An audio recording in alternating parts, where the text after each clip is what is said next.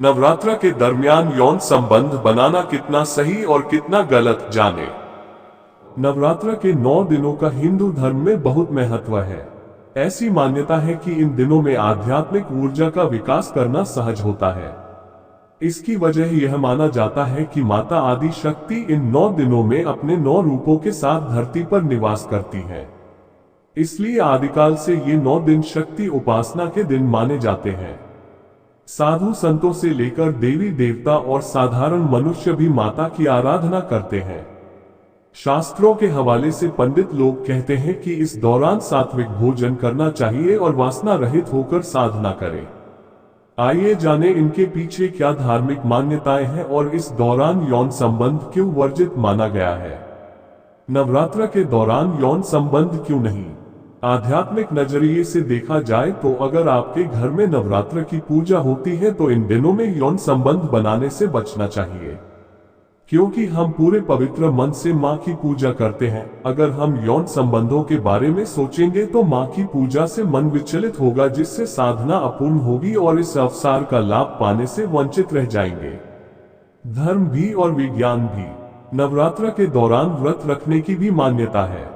घर में आप या आपका जीवन साथी कोई व्रत रखता है तो यौन संबंध के कारण उनका व्रत भंग हो सकता है।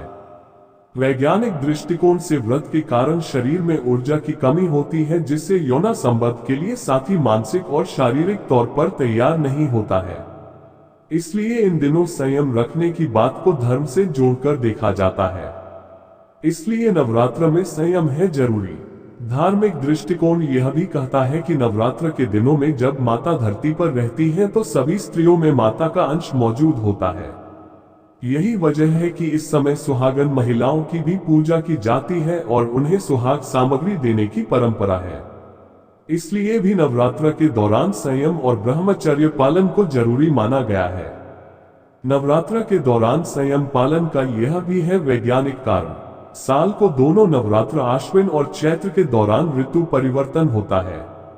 आश्विन नवरात्र के साथ शीत ऋतु का आगमन होता और चैत्र नवरात्र के साथ ग्रीष्म ऋतु का आगमन होता है। इस तरह नवरात्र ऋतुओं का संक्रमण काल है। ऋषि मुनियों ने आने वाले मौसम के लिए शरीर को तैयार करने के लिए और रोग प्रतिरोधी क्षमता विकसित करने के लिए शरीर को विकार मुक्त बनाने के लिए कहा है। इसके लिए 9 दिनों में व्रत और साधना का विधान बनाया गया है, ताकि शरीर मौसम परिवर्तन से आहार विहार में हो रहे परिवर्तनों को समझ सके। इसलिए नवरात्र के दौरान व्रत और यौन संबंध से बचने के लिए कहा गया है।